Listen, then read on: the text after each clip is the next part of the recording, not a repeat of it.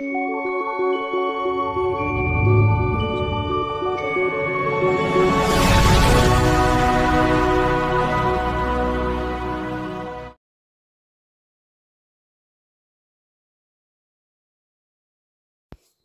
बंधुरा welcome to my channel Mishtu mom चैनलটিতে সবাইকে স্বাগত।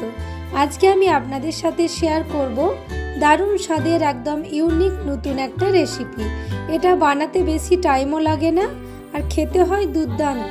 তো বন্ধুরা চলুন ঝটপট দেখে নেওয়া যাক এটা আমি কিভাবে বানাচ্ছি। তার জন্য অন্যদিকে একটা কড়াই বসিয়ে দিয়েছি, কড়াই জল দিয়ে দিয়েছি, তাতে দিয়ে দিলাম 1 চামচ নুন। নুনটা ভালোভাবে জলের সাথে মিশিয়ে নিচ্ছি। এবারে সয়াবিনগুলো আমি দিয়ে দিলাম সেদ্ধ হওয়ার জন্য।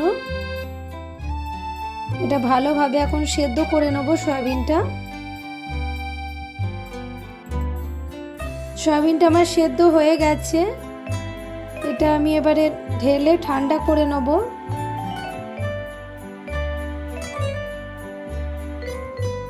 ঢেলে নিয়েছি সয়াবিনটা, এবারে আমি ঠান্ডা জল ঢেলে এটা ঠান্ডা করে নেব।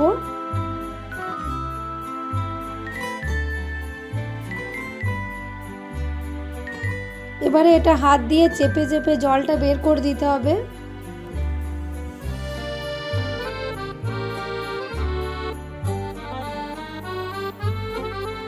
সব সয়াবিনগুলোর থেকে আমি জলটা বের করে নিচ্ছি এভাবে।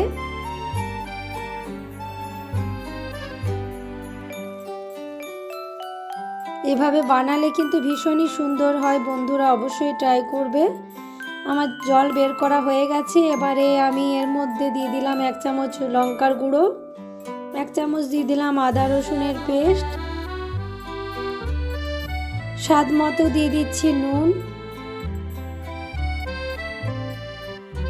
1 চামচ দিয়ে দিলাম বেসন, দিয়ে ভালোভাবে এটা হাত দিয়ে এখন মাখিয়ে নিচ্ছি।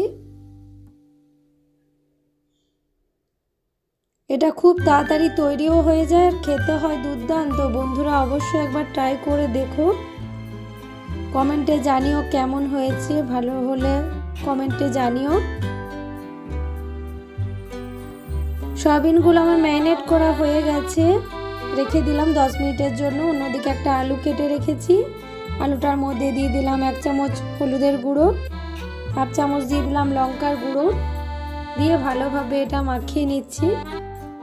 আলুগুলো আমি ফ্রাই করে নেব, ওই জন্য একটা কড়াই বসিয়ে দিয়েছি, তাতে দিয়ে দিলাম সাদা তেল। এবারে আমি যেটা ম্যারিনেট করে রেখেছিলাম সয়াবিনটা, এটা ফ্রাই করে নেব। তেলের মধ্যে দিয়ে দিলাম এখন।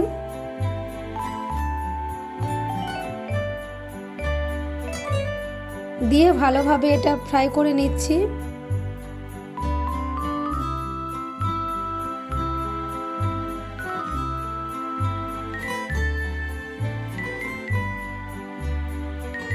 সয়াবিনটা আমার ফ্রাই হয়ে গেছে, আমি প্লেটের মধ্যে তুলে নিচ্ছি সয়াবিনটা। এখন খুব বেশি কড়া করে আমি ফ্রাই করব না, ওই জন্য তুলে নিলাম। অন্যদিকে একটা কড়াইয়ে তেল দিয়ে দিয়েছি, তাতে আলুগুলো দিয়ে দিলাম, আলুগুলো ফ্রাই করে নেব। নুনটা যেহেতু দেয়া ছিল না, ওই জন্য 1/2 চামচ নুন দিয়ে দিলাম, দিয়ে ভালোভাবে আলুগুলো ফ্রাই করে নিতে হবে। আলুগুলো আমার ফ্রাই হয়ে গেছে, তুলে নিচ্ছি।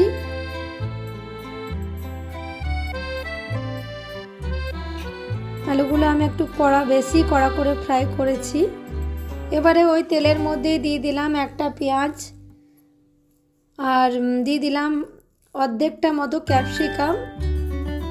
এগুলো আমি খুব কড়া করে ফ্রাই করব না, হালকা ফ্রাই করব। ফ্রাই আমার হয়ে গেছে, তুলে দিচ্ছি এগুলো প্লেটের মধ্যে।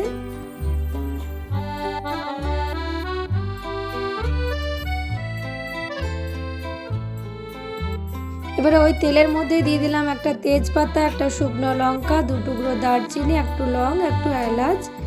এটা হালকা ফ্রাই করে নিচ্ছে এখন। এবারে একটা পেঁয়াজ কুচিয়ে রেখেছিলাম, কুচনো পেঁয়াজটার মধ্যে দিয়ে দিলাম, দিয়ে ভালো করে এটা ফ্রাই করে নিতে হবে।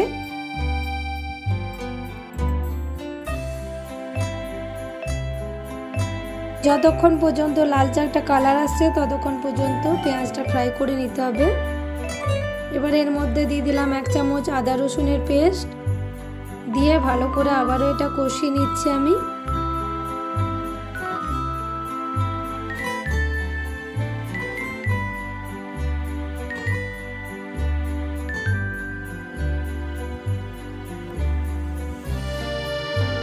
এবারে এর মধ্যে একটু জল দিয়ে দিলাম, জল দিয়ে ভালোভাবে পেঁয়াজটা মিশিয়ে নিচ্ছি।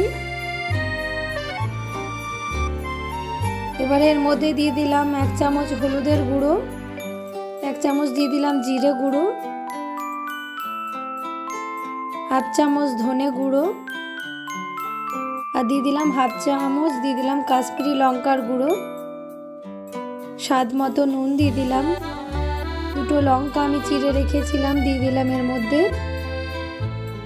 দিয়ে সব কিছুকে ভালোভাবে এখন মিশিয়ে নিচ্ছি।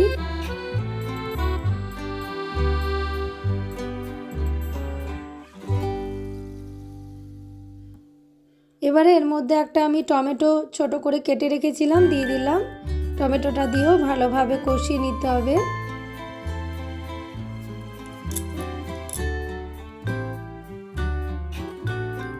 ভেজে রাখা আলুগুলো এর মধ্যে অ্যাড করে দিলাম, দিয়ে আবারও ভালো করে কষিয়ে নিচ্ছি।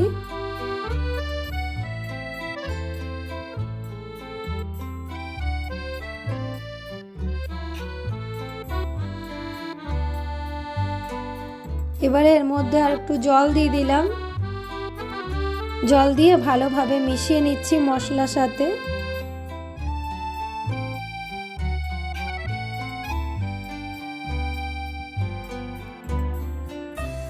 এবারে এর মধ্যে ভেজে রাখা সয়াবিনগুলো অ্যাড করে দিলাম, দিয়ে আবারও ভালোভাবে মিশিয়ে নিচ্ছি গ্রেভির সাথে সয়াবিনটা।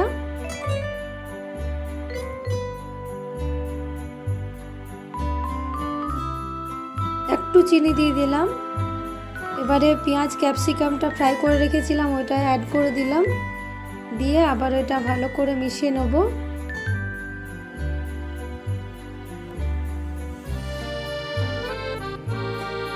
এবারে ঢেকে দিলাম, এটা 15 থেকে 20 মিনিট এটা হতে দেব। 15 মিনিট আমার হয়ে গেছে, ঢাকা খুলে দিলাম, আবার এটা একবার মিশিয়ে নিচ্ছি।